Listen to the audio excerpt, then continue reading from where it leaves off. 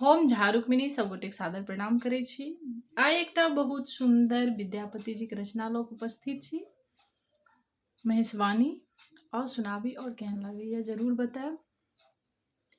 रूसी चलली गौरी तेजी महेश, कर धाय कार्तिक गोद गणेश। रूसी चलली गौरी तेजी महेश, कर धाय कार्तिक गोद गणेश। रूसी चलली गौरी तोहे गौरी जूनी नैहर जाह, तोहे गौरी जूनी नैहर जाह। त्रिशूल वाघम्बर बेची बड़ू खाह। रूसी चलली गौरी तेजी महेश, कर धाय कार्तिक गोद गणेश। रूसी चलली गौरी त्रिशूल बाघम्बर रहो बड़ पाया। त्रिशूल बाघम्बर रहो बड़ पाया। हम दुख काटब नैहर जाय।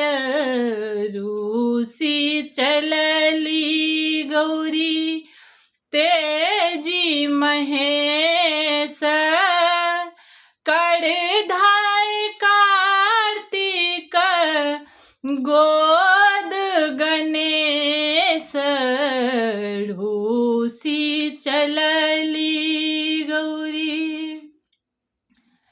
देखी एलो गौरी नैहर तोर।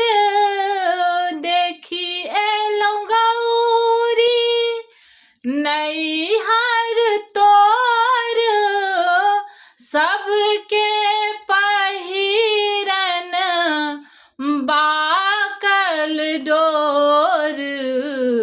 रूसी चलली गौरी तेजी महेश, कर धाय कार्तिक गोद गणेश।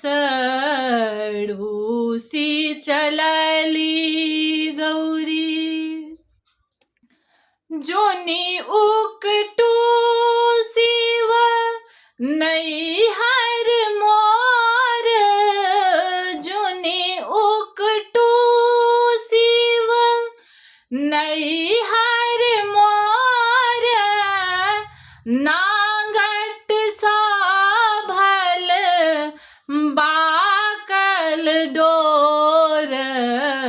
रूसी चलली गौरी तेजी महेश, कर धाय कार्तिक गोद गणेश। रूसी चलली गौरी भनहि विद्यापति सुनिए महेश। भनहि विद्यापति सुनिए महेश, नीलकंठ भय हरहु कलेश। रूसी चलली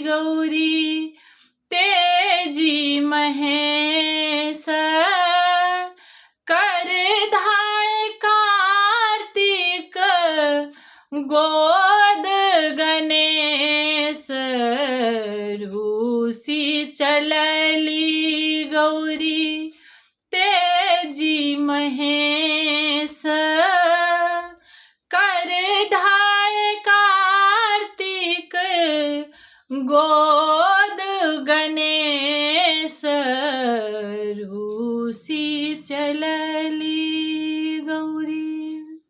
धन्यवाद।